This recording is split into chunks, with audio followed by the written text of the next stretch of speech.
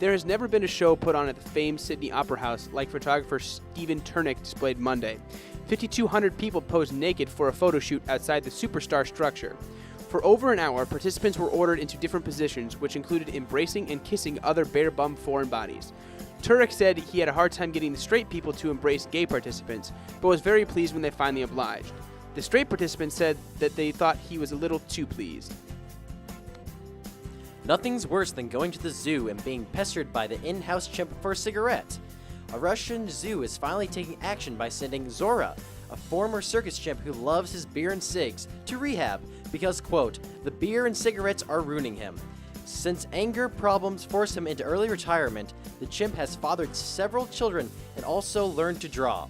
The Russian zoologists are less concerned with his drug abuse and are more concerned with the fact he's drinking beer and not vodka like the other chimps. The same zoologist suddenly developed narcolepsy when asked how the enclosed chimp acquired his addiction. The Olympics aren't the only sign the world's willing to work together. Russia and the nation of Georgia have reopened the only usable land crossing between the two countries after over 3 years. This is the first sign of reconciliation after their war in 2008. In an unrelated story, Russian citizens in Kiev were amazed to discover dozens of T-80 battle tanks, seemingly abandoned in a local forest.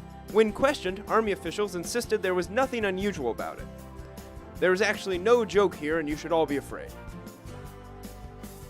Moms should be allowed to come to show and tell too, even if it is to fight another child's parents. After downing a 40-ounce bottle of malt liquor, a Tennessee woman came to her son's elementary school armed with a sword to confront the parents of a child who engaged in a spitting match with her son the previous day.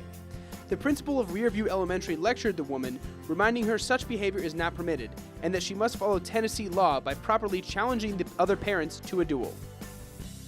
What isn't smart about making a movie no one can handle watching?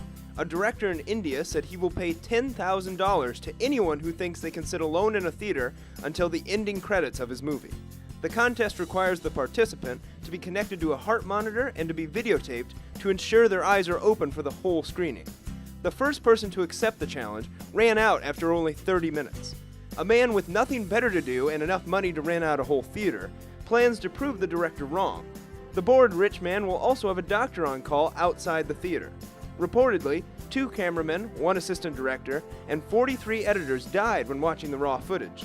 This is second only to Confessions of a Shopaholic, where 56 editors ended their own lives trying to finish the film. You would think 18 feet of condoms would mean a fun night, but not for a Nigerian man who was hospitalized for it.